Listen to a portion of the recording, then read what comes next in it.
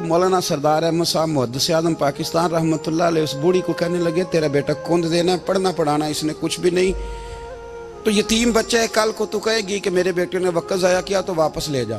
बूढ़ी अम्मा रोने लग गई, कहने लगी मैं पढ़ाने तो नहीं लाई थी, मैं तो आपको रब का वली समझती हूँ, मैं तो नौकरी कराने लाई थी। नौकरी। हज़रत अनस बिन मालिक कहते हैं मेरी अम्मा भी हुजूर की बारगाह में दे गई थी, हुजूर की बारगाह में। ये नहीं कहा था कि या रसूलल्लाह पढ़ा दें, हाँ हाँ मैं जिम्मेदारी से बात कर रहा हूँ। ये नहीं कहा था हुजूर मुजाहिद बना दें, ये थोड़ी कहा था कि या रसूलल्लाह सल्लल्लाहु तआला अलैहि वसल्लम से मुफस्सिर मुहद्दिस मुहक्किक मुफ्ती बना दें।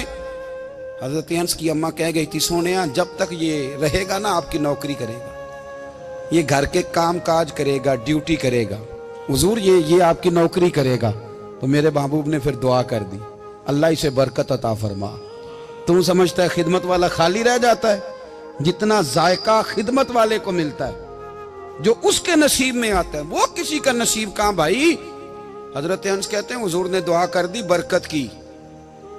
मुझे तो खेती बाड़ी आती भी नहीं थी, पर लोगों के बाग में साल में एक दफा फल लगता था, मेरे बाग में 2 दफा लगता था।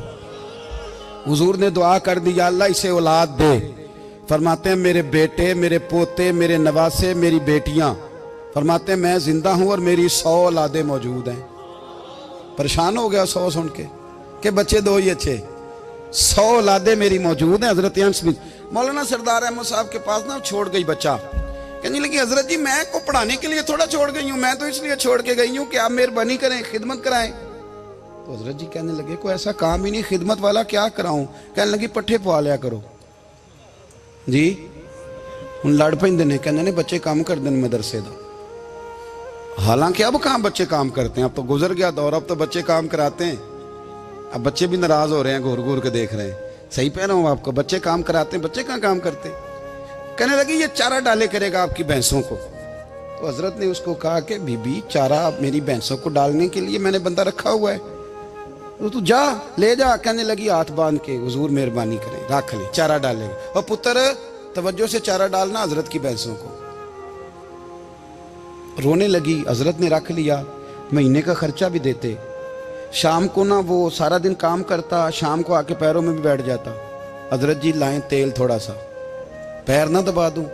8 साल साथ वाले पढ़ते रहे, ये बेचारा नौकरी करता रहा, मेरा रूप भी नहीं ते मेरा रंग भी नहीं, और मैनू यार मनान दा टंग भी नहीं। कभी कभी ना हजरत बिलाल हबशी फारग होते ना, तो नबी पाक की बारगाह में अर्ज करते हुजूर कोई काम तो नहीं, सारे हो गए, हुजूर जाऊं जरा, चले जाते। एक दिन सलमान फारसी कहने लगे या रसूलल्लाह ये बिलाल कहाँ जाता है। फरमाया जा देख के तो आ। हजरत सलमान वापस आए तो आके रोने लगे, कहने लगे सोनिया जब यहाँ से जाता है ना तो जाके सैयदा फातिमा की चक्की पीसनी शुरू कर देता, बीबी साहबा के काम करने लगता है, घर में जाके स्नैन की ड्यूटी करता है, वहां भी काम यहाँ भी काम। वो चारा डालता रहा, उसने चारा डाला। हजरत मुहद्दिस आज़म की भैंसों को दस्तार फजीलत का वक्त आ गया, सारे पगड़ियां सजा के आ गए, आज दस्तार होगी। ये ना पीछे होके बैठ गया, चूंकि पढ़ा ही नहीं था तो दस्तार का है कि दस्तार तो उसकी जो पढ़ेगा, हमने तो पढ़ा ही नहीं, हमने तो यार पढ़ा, घर पढ़ा, ड्यूटी करी। हजरत मुहद्दिस आज़म रहमतुल्लाह अलैह के यहाँ जब ऐलान होने लगा ना कि अब दस्तार होगी, तो हजरत ने पहला ऐलान उसका फरमाया। तो मजा वाला बंदा कपड़े भी कदी कदी बदलता है ना, वो कहता है जिस हाल में भी था मैं पलट के देखने लगा कि पढ़ा पढ़ाया तो है, कोई शय नहीं, तो ये माजरा क्या है। पीछे से उठ के आए तो कहते हैं बाकियों की दस्तार किसी आलिम ने की, किसी सूफी ने की, लेकिन ये भैंसों को चारा डालने वाला जब आया तो मुहद्दिस आज़म ने फरमाया पगड़ी के बाल को कोई हाथ ना लगाए, ये सारी दस्तार मैंने करनी है।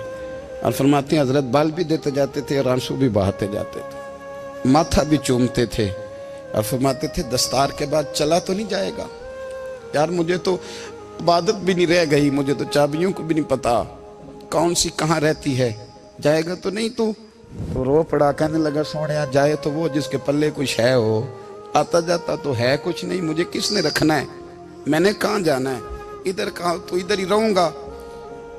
उस तालिब इल्म के सारे उस्ताद भाई कहते हैं उसने दस्तार कराई, पढ़ा पढ़ाया कुछ नहीं, पर जो मसला अड़ जाता था ना وہ جو آڑ جاتا تھا نا وہ جا کے اس سے پوچھتے تھے تو کتابیں کھولنے کی ضرورت نہیں پڑتی تھی.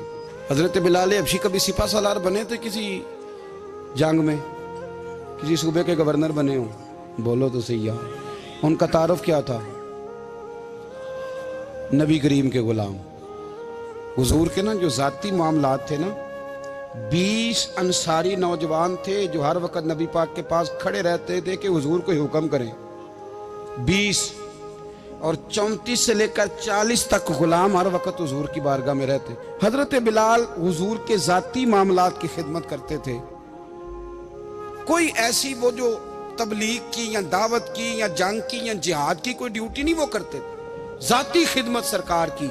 حضرت عمر فاروق وہ شخص ہیں کہ جنہوں نے کبھی کسی بندے کو خاطر میں نہیں لائے ہوئے, لیکن جب حضرت بلال آتے تھے نا تو جناب عمر اٹھ کے کھڑے ہوتے تھے, کرسی چھوڑتے تھے اور پھر ایک نعرہ لگاتے تھے, کہتے تھے یا بلال انت سیدنا, بلال تو ہمارا سردار ہے یار, تو ہمارا. یعنی عشق کا ذوق پورا کرنا انہیں بھی آتا تھا. اس لیے میرا مشورہ ہے, میری رائے ہے, اور جو میرا حکم ماننے والے ہیں ان کے لیے میرا حکم ہے کہ ذوق نہ کبھی بھی خراب کرنا, کبھی بڑے رہنا. اے عشق تیرے صدقے جلنے سے چھٹے سستے, جو آگ بجھا دے گی وہ. اور ایک جگہ پہ اعلیٰ حضرت کہتے ہیں جان دے دی وعدہ دیدار پر, ہم نے جان دے دی. خالی اس نے وعدہ کیا تھا کہ آؤں گا, آیا نہیں تھا, پر جان ہم نے پہلے دے دی. تو اس لیے نا ذوق, شوق, پیار, وارفتگی, محبت اساتذہ کے لیے, بزرگوں کے لیے, علماء کے لیے, مشائخ کے لیے, بڑوں کے لیے, نہ ذوق نہ کبھی خراب ہونے پائے. اللہ آپ کو سلامت رکھے.